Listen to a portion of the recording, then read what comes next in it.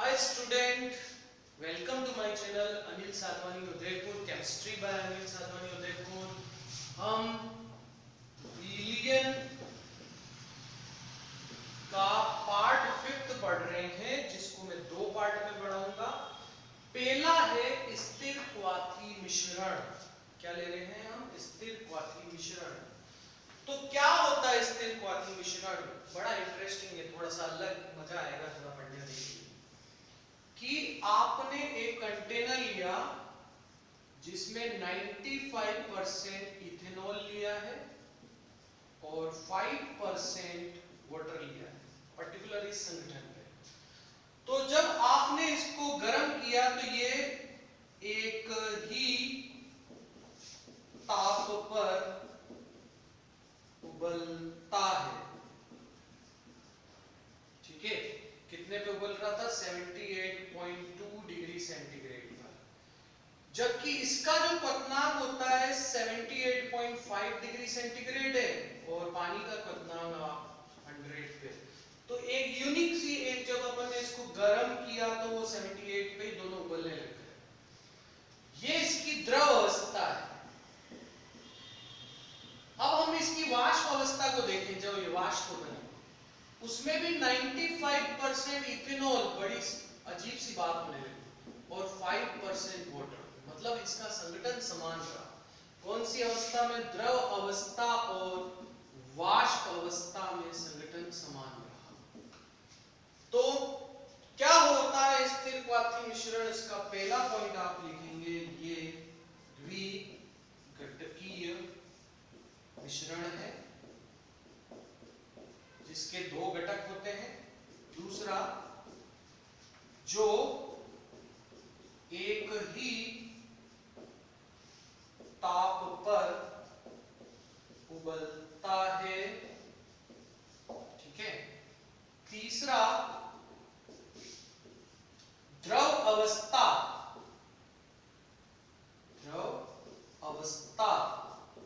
व वाष्प अवस्था में संगठन समान होता है।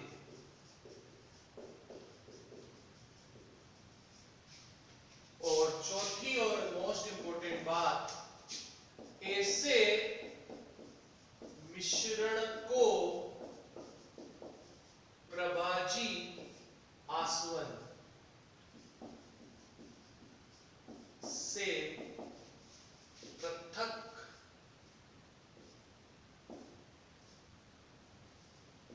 नहीं किया जा सकता है।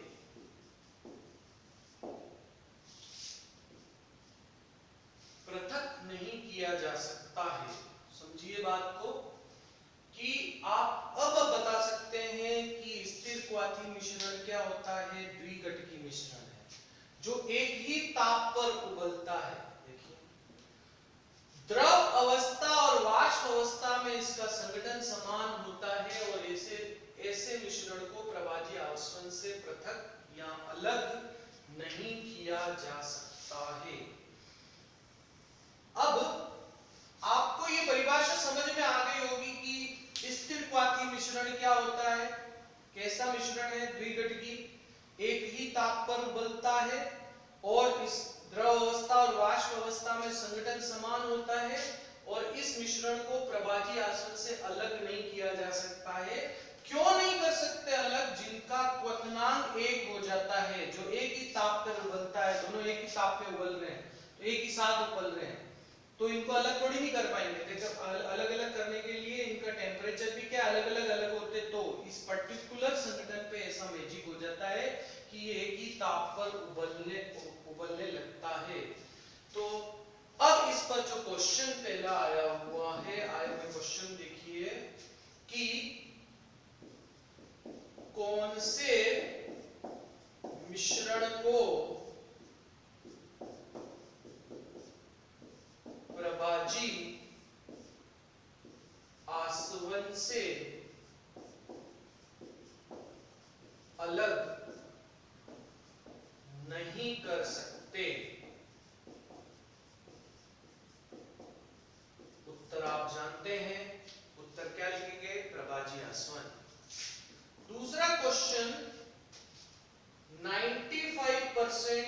इथेनॉल प्लस 5% जल के मिश्रण को प्रभाजी आसवन से अलग नहीं किया जा सकता।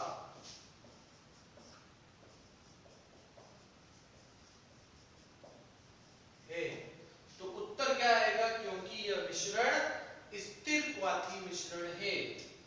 ठीक है, इसे परिशोधित स्प्रीट के नाम से भी जाना जाता है। परिशोधित स्प्रीट, ये भी क्वेश्चन आ सकता है कि परिशोधित स्प्रीट को, अल्कोहल को प्रभाजी आसवन से अलग नहीं कर सकते हैं क्योंकि वो मिश्रण स्थिर क्वाथी मिश्रण होता है। एक बार हम इस चीज को बहुत अच्छे से समझ लेते हैं, बहुत अच्छी बात है। द्विघटकी मिश्रण होता है, एक ही ताप पर उबलता है, द्रव अवस्था और वाष्प अवस्था में संघटन समान होता है। ऐसे मिश्रण को प्रभाजी आसवन से पृथक नहीं किया जा सकता है। कौन से मिश्रण को प्रभाजी आसवन से पृथक नहीं कर सकते?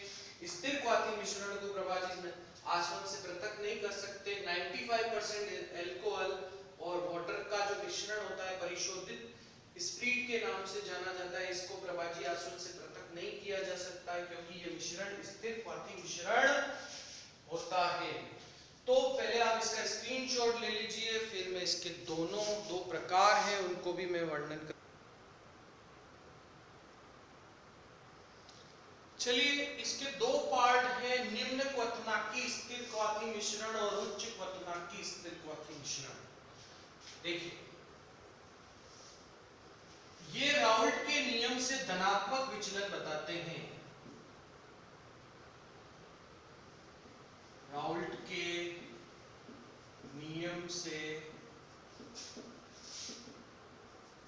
धनात्मक विचलन बताते हैं। तो इधर क्या आ जाएगा, राउल्ट के नियम से ऋणात्मक विचलन बताते हैं। पहली बात होगी, ये राउल्ट के नियम से धनात्मक विचलन बताते हैं, ये राउल्ट के नियम से ऋणात्मक विचलन बताते हैं। दूसरी बात, मैं इसके एग्जाम्पल और डेफिनेशन को बताता हूं और ऐसा क्यों होता है उसके बारे में भी बताता हूं। जैसे आपने 95% इथेनॉल लिया, इसका क्वथनांक कितना है 78.5 डिग्री सेंटीग्रेड। कुछ और भी लिखते हैं, वेरिएशन चल जाएगा, आपको इस कंपोजिशन पे गलत नहीं होना चाहिए। बस वाटर, इस कंपोजिशन को गलत मत होने जाना, नंबर नहीं कटेंगे ना। 100 डिग्री सेंटीग्रेड और मिश्रण का क्वथनांक ये है आपका 78 डिग्री, 78.2 डिग्री या 78 भी रफली सही माना जाता है। तो परिभाषा क्या है, मिश्रण का क्वथनांक उसके घटकों के क्वथनांक से कम होता है। देखो 78.5 से 78.2 कम है, 100 से भी ये कम है, तो मिश्रण का क्वथनांक उसके घटकों के क्वथनांक से कम होता है। परिभाषा एक बार वापस ले लें, मिश्रण का क्वथनांक उसके घटकों के क्वथनांक से कम होता है। तो तीसरा पार्ट आ जाएगा इसकी परिभाषा से रिलेटेड। और चौथा, ये बेसिकली क्यों होता है उसका अपन डिस्कशन करेंगे। इधर मैं एग्जांपल लेता हूं, 68% नाइट्रिक एसिड, ठीक है, जिसका क्वथनांक होता है 83 डिग्री सेंटीग्रेड, और 32% रिमेनिंग वाटर, ये संघटन बहुत इंपॉर्टेंट है, उसका क्वथनांक होता है आपको 100 डिग्री सेंटीग्रेड, पर मिश्रण का क्वथनांक 120 डिग्री सेंटीग्रेड के आसपास मिला। किसका? मिश्रण का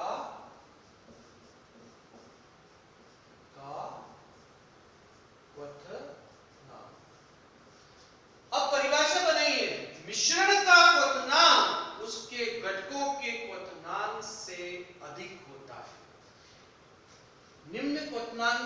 क्वाथी मिश्रण राउल्ट के नियम से धनात्मक विचलन प्रदर्शित करते हैं, ये राउल्ट के नियम से ऋणात्मक विचलन प्रदर्शित करते हैं। ये इनके उदाहरण हो जाएंगे। मिश्रण का क्वथनांक उसके घटकों के क्वथनांक से कम होता है, मिश्रण का क्वथनांक उसके घटकों के क्वथनांक से अधिक होता है। इसके बाद हम डिस्कस करते हैं ग्राफिकल मेथड से कि वास्तव में ये संगठन बना क्यों, कैसे हुआ। लॉजिकल बात यहां आके समझनी पड़ेगी अपने को कि कैसे ये चीजें संगठन बना। तो उसके लिए राउल्ट का ग्राफ आपको याद होना चाहिए। चौथा पॉइंट, ये फोर्थ पॉइंट अपन ले रहे हैं। देखिए xa = 1 तो xb = 0, टोटल 1। तो xa इधर 0 तो xb 1, p0 a, p0 b, u और u करते ध्यान दो। पर मुझे अभी राउल्ट के बारे में बात करनी, तो मैं राउल्ट के ग्राफ को डॉटेड लाइन में बता देता हूं। ये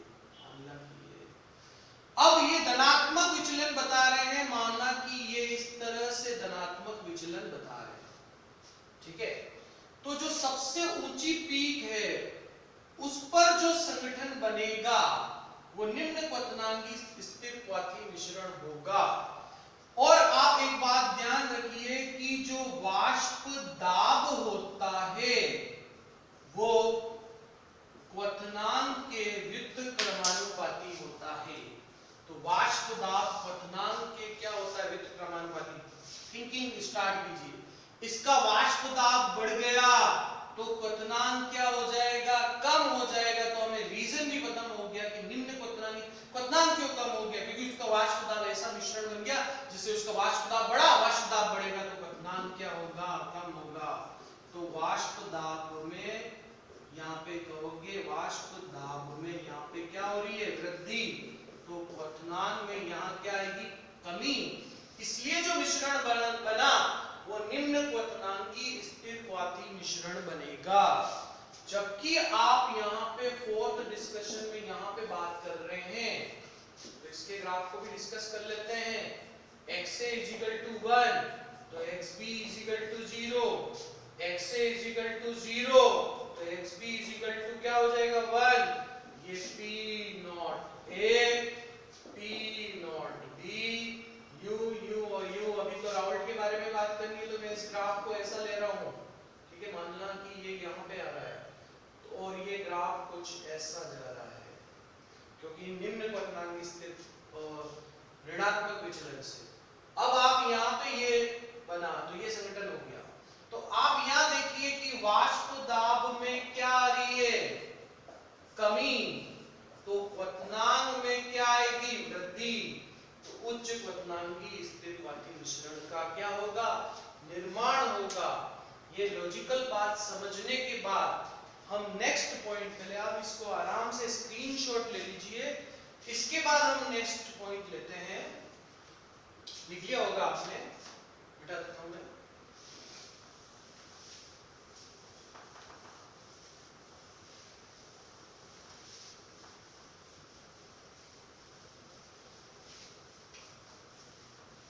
नेक्स्ट है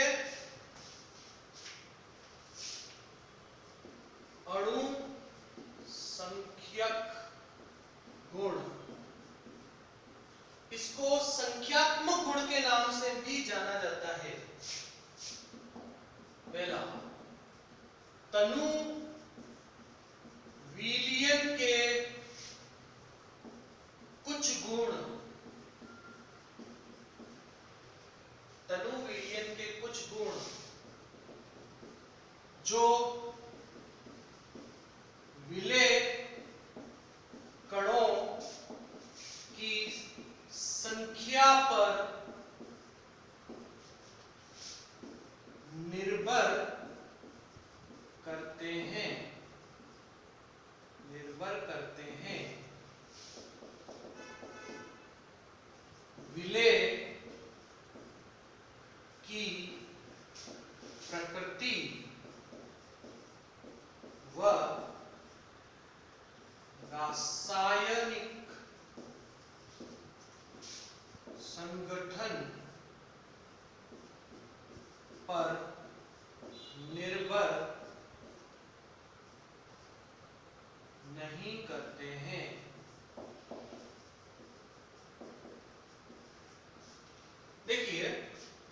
संख्यात्मक गुण या अणुसंख्यक गुण को समझने के लिए हम एक बहुत अच्छा एग्जांपल लेते हैं, जो बेसिक मस्त एग्जांपल है, आप एक बार में समझ जाएंगे। मैंने नमक का सॉल्यूशन लिया है, दूसरी तरफ मैंने पोटेशियम साइनाइड का सॉल्यूशन लिया है। तो नमक के सॉल्यूशन में नमक और क्लोरीन मिलाकर 100 कण है मान लीजिए, और पोटेशियम और साइनाइड को मिलाकर यहां पे भी 100 कण है, तो दोनों के कण क्या है, 100 और 100 है। तो इनका अणुसंख्यक गुण और इनका अणुसंख्यक गुण बराबर होगा, क्योंकि कणों की संख्या पर निर्भर कर रहा है। और प्रकृति देखा जाए और रासायनिक संगठन देखो, रासायनिक संगठन अलग है, प्रकृति तो खतरनाक वाली अलग है। ये तो नमक है, पियोगे तो गला साफ, साइनाइड दुनिया की सबसे खतरनाक जहर, आप ही साफ। तो अणुसंख्यक गुण किसके गुण है, विलियन के। तनु विलियन ना लिखे तो भी चलेगा, विलियन के गुण है, क्योंकि हम विलियन पढ़ रहे हैं चैप्टर, तो नेचुरल है विलियन के गुण ही पढ़ेंगे, ठीक है। तो थोड़ी बहुत मजाक चलती है, किसके गुण है, विलियन के गुण है। किस पे निर्भर करते हैं, विलय कणों की संख्या पर निर्भर करते हैं, उनकी रासायनिक प्रकृति और संगठन पर निर्भर नहीं करते हैं। और हम इस चैप्टर में कौन कौन से अणुसंख्यक गुण पढ़ेंगे, पहला जिसके बारे में हम थोड़ा बहुत जानते भी हैं, वाष्प दाब का अपेक्षित अवनमन, जिसको हम डेल्टा टी डेल्टा पी से डिनोट करते हैं। दूसरा है क्वथनांक का उन्नयन, उन्नयन का मतलब बढ़ना, डेल्टा टी बी। हम क्या एक एक पॉइंट को डिटेल में पढ़ेंगे, क्योंकि बुक में इसमें डिटेल में है, इसलिए मैं यहाँ पे ये क्वथनांक का उन्नयन क्या होता है उसको डिस्कस नहीं कर रहा हूँ। अभी ये समझिए क्वथनांक बढ़ जाता है, उसी तरह से हिमांक का अवनमन, अवनमन का मतलब है कमी आना, अवनमन का मतलब क्या होता है, कमी आना, इसको हम डेल्टा टीएफ से डिनोट करते हैं। और चौथा परासरण दाब, परासरण दाब को आप किससे प्रदर्शित करेंगे, पाई से। तो सबसे पहली बात, अणुसंख्यक गुण कौन से हैं, तनु विलियन के कुछ गुण हैं जो विलय कणों की संख्या पर निर्भर करते हैं, प्रकृति और रासायनिक संगठन पर निर्भर नहीं करते हैं। जैसे अब सबसे इंपॉर्टेंट, एग्जामिनर आपसे कई बार बोर्ड में आता है, भैया अणुसंख्यक गुण के एग्जाम बताओ, प्रैक्टिकल में पूछ लेते हैं, तब अणुसंख्यक गुण के एग्जाम्पल हमें पता नहीं होते कौन कौन से पढ़ने वाले हैं। तो पहले इसको याद कर लो, फिर चैप्टर का मेजर पार्ट स्टार्ट करेंगे। वाष्प दाब का अपेक्षित अवनमन, क्वथनांक का उन्नयन, हिमांक का अवनमन, परासरण दाब पाई। परासरण दाब को पाई से पी से नहीं प्रदर्शित करके यहाँ पे किससे प्रदर्शित करते हैं, पाई से प्रदर्शित करते हैं। तो चलिए हम पहला अणुसंख्यक गुण ले लेते हैं। पहला अणुसंख्यक गुण देख के बताइए कौन सा है, वाष्प दाब का अपेक्षित अवनमन।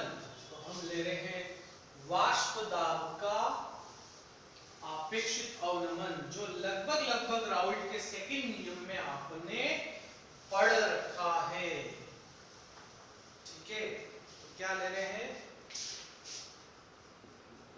वाष्प दाब का अपेक्षित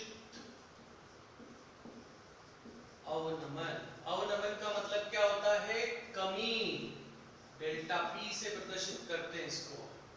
कैसे, आपने शुद्ध विलायक लिया, जैसे पानी लिया मान लो, शुद्ध विलायक, इसका वाष्प दाब P नॉट है, ये शुद्ध विलायक है, मैंने पानी लिया है, बहुत अच्छा क्वालिटी का पानी है, जल, ये P नॉट है। अब आपने उसमें कुछ पदार्थ मिला दिया, अवाष्पशील यूरिया मिला दिया। ये कौन सा पदार्थ है? अवाष्पशील। जानते हैं जिसकी वाष्प ना बने, क्योंकि ठोस है तो वाष्प बनेगी नहीं। तो ये बन गया आपका विलयन। ये क्या बना? विलयन। और विलयन का वाष्प दाब PS है। अब आप जानते हैं शुद्ध विलायक का वाष्प दाब विलयन के वाष्प दाब से उच्च होता है। शुद्ध विलायक का वाष्प दाब विलयन के वाष्प दाब से उच्च होता है, क्योंकि यहाँ पे तो केवल जल के अणु होते हैं, तो उनका पलायन का क्षेत्रफल अधिक हो जाता है।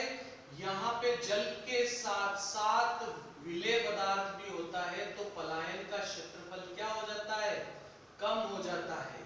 तो शुद्ध विलायक का वाष्प दाब विलयन के वाष्प दाब से उच्च होता है। तो वाष्प दाब में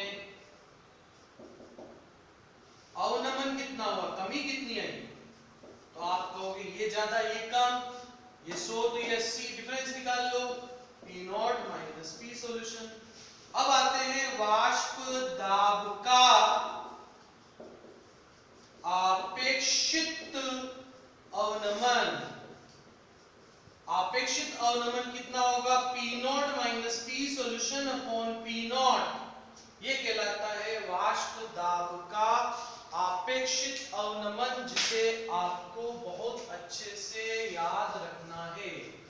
ठीक है, P0 minus P solution upon P0। वाष्प दाब का अपेक्षित अवनमन क्या होता है? P0 minus P।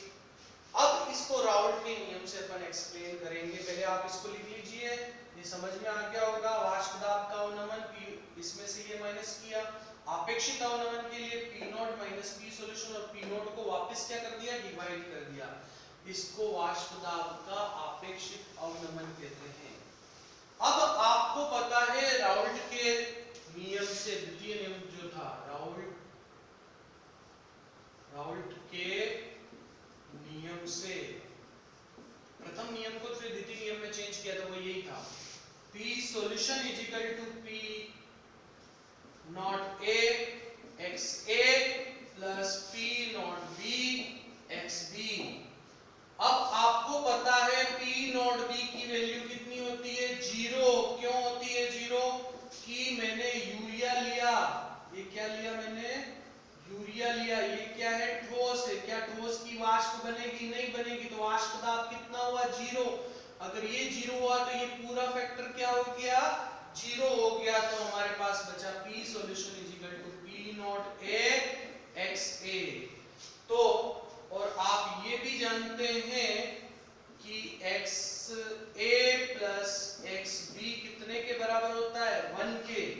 तो मुझे XA निकालना है, तो 1 माइनस क्या हो जाएगा? XB। इस मान को मैं यहां रख देता हूं, तो मेरे पास आ गया P solution is equal to P naught A 1 minus XB। तो अब इंटू करने पर P नॉट A XB। चलिए अब इसी पार्ट को आगे बढ़ाते हैं। P नॉट ये A, अब मैं इसको इधर ले जा रहा हूं। चलो एक बार लिख लेते हैं P naught A minus P naught A XB। मैं इसको इधर लाऊंगा तो प्लस में चेंज हो जाएगा, PS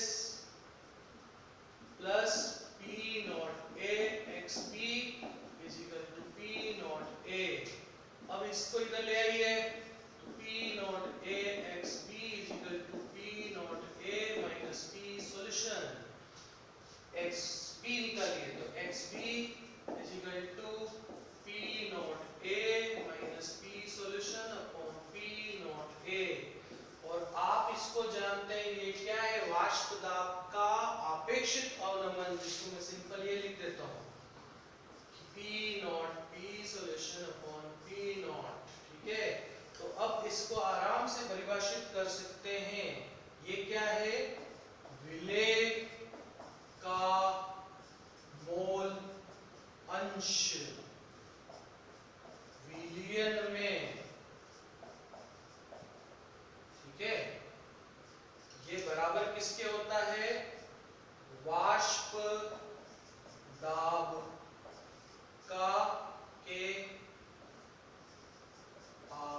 अपेक्षित अवनमन के, ठीक है। तो क्या हुआ, विलेय का मोल अंश वाष्प दाब के अपेक्षित अवनमन के बराबर होता है। वापस देखिए, विलेय का मोल अंश वाष्प दाब के अपेक्षित अवनमन के बराबर होता है। ये राउंड का सेकंड नियम, अवाष्पशील विलेय के लिए यही नियम आता है, यही कैलकुलेशन पार्ट है। मुझे इसके आगे लेना है ताकि मैं इससे रिलेटेड न्यूमेरिकल करवा सकूं। पहले आप इसका स्क्रीनशॉट ले लीजिए, मैं 2 मिनट रुक जाता हूं, ठीक है। चलिए हटा दे इसको, चलो हटा देते हैं, ये ले देते हैं, इसी के आगे हमें बढ़ना है।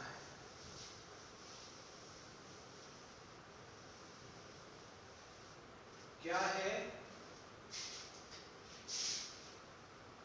P नॉट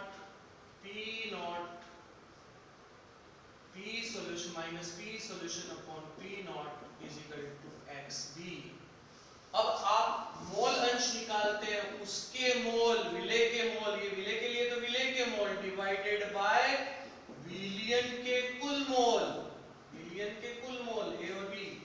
अब कुल मोल को Na के बराबर मान लिया। कैसे माना कि ये 2 मोल है और विलेय के मोल 0.0001 है, तो ये हुआ 2.0001 को ऑलमोस्ट इक्वल टू के माना जा सकता है। तो हमने थोड़ा सा चेंज कर दिया, तो फॉर्मूला चेंज होके अपने पास अब आ गया XB is equal to NB upon NA। ये मैं इसकी वैल्यू यहां प्लेस कर देता हूं, तो क्या आया, P naught minus P solution upon P naught is equal to NB upon NA। समझ में आ रही बात। और NB जानते हैं, NB क्या होगा, विलेय की मात्रा अपॉन विलेय का अनुपात। ये क्या है, WB, ये है विलेय की मात्रा अपॉन, नीचे क्या आ जाएगा, विलेय का अणुभार। इसी तरह से आगे बात करें, Na क्या आएगा, WA प्लस MA, मतलब विलायक की मात्रा अपॉन विलायक का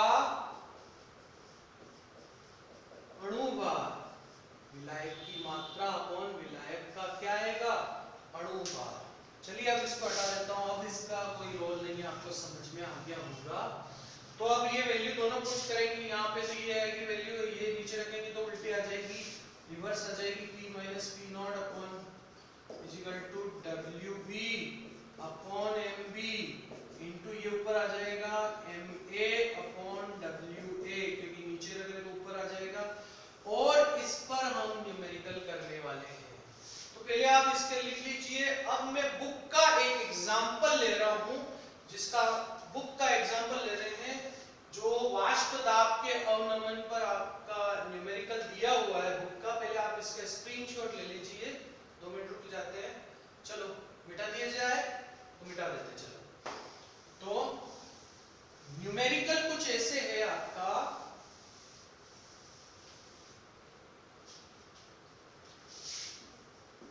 विलेय पदार्थ, सॉरी शुद्ध बेंजीन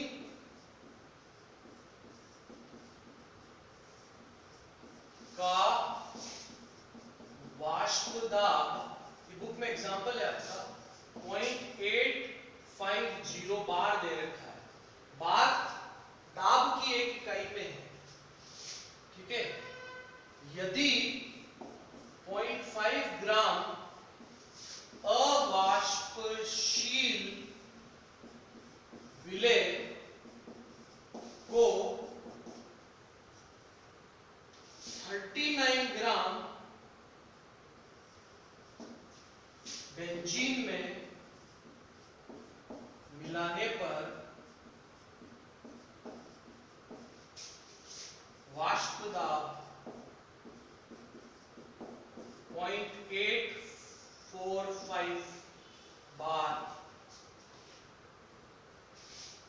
हो जाता है। तो जो विलेय पदार्थ है का अणुभार हमें निकालना है। ठीक है, याद करो। विलेय पदार्थ का हमें क्या निकालना है? अणुभार निकालना है। चलो मैं पेन चेक कर लेता हूँ, कोई अच्छा सा पेन मार्कर। देखिए सही है ये। देखिए आपने क्या किया कि आपने यहां बता देता हूं, आपने लिया था बेंजीन। बेंजीन में डाला 0.5 ग्राम। तो पहले वाष्प दाब इतना था, उसके बाद वाष्प दाब में कमी आ गई। तो न्यूमेरिकल को पहचानिएगा, ये P0 है और ये P सॉल्यूशन हो जाएगा और इसमें कमी आ रही है, तो आप समझ गए कि ये न्यूमेरिकल वाष्प दाब के आपेक्षिक अवनमन से रिलेटेड है। उसका फॉर्मूला क्या होता है? P0 minus P solution upon P0 divided equal to WB MB MA WA। ठीक है, तो उसी न्यूमेरिकल पे बात कर लेते हैं। जैसे आपको P, मैं देख लेता हूं मार्कर मुझे, P0 जो है, P0 कितना दे रखा है? 0.850 ये दे रखा है आपको बार। ठीक है, यूनिट चेंज करने की जरूरत नहीं है, सब बार में ही है। ये 0.845 बार ये सॉल्यूशन के लिए आ जाएगा। अब WA बेंजीन की मात्रा दे रखी है 39 ग्राम। देखो 39 ग्राम दे रखी है बेंजीन की मात्रा। और बेंजीन विलायक है। बेंजीन क्या है? विलायक है। क्या है? बेंजीन विलायक है। तो उसका अणुभार क्या होगा? C6H6 से निकालेंगे। कार्बन 12 इंटू 6, हाइड्रोजन 1 इंटू 6, इससे कितना आएगा? ये आएगा 78। वैसे बेंजीन का अणुभार आप कंटिन्यूएशन में याद रखिएगा 78, कैलकुलेट नहीं करना पड़े क्योंकि ये मैक्सिमम में काम आ जाता है इसलिए। तो दूसरी बात, विलेय की मात्रा आपको दे रखी है 0.5 ग्राम। देखिए यहाँ पे लिखा हुआ है 0.5 ग्राम और इसका हमें अणुभार निकालना है। तो फॉर्मूला आपको पता है P0 minus P solution upon P0 is equal to WB MB divided by MA WA। समझ में आ रही होगी बात आपको? वैल्यू पुट कीजिए। चलो मैं यहाँ पुट कर लेता हूँ वैल्यू, इसकी वैल्यू यहाँ पुट कर लेते हैं। 0.850 माइनस 0.845 डिवाइडेड बाय 0.850। विलेय की मात्रा आपको पता है कितनी है? ये है आपके पास 0.5, उसका आपको अणुभार आपको क्या निकालना है। और विलायक की मात्रा, विलायक का अणुभार बेंजीन 78 और उसकी मात्रा आपको पता है, मात्रा आपको 39 दी हुई है। तो हमारे पास MB आ जाएगा, मैंने कैलकुलेट कर रखा है, ये आएगा 170 ग्राम पर मोल। तो इसकी यूनिट क्या होती है? ग्राम पर मोल होती है। कुछ न्यूमेरिकल आप बुक में और प्रैक्टिस कीजिए। कोई न्यूमेरिकल में प्रॉब्लम आती है तो आप मुझे व्हाट्सएप कर सकते हो। ऊपर वाला नंबर मेरा व्हाट्सएप नंबर है। ठीक है, और मैं इस पार्ट को मैं यहीं तक रख रहा हूँ क्योंकि ये दो पार्ट को कवर कर रहा है, स्थिर क्वाथी मिश्रण और वाष्प दाब का अपेक्षित अवनमन। तो बच्चों ये बहुत इंपॉर्टेंट पार्ट है।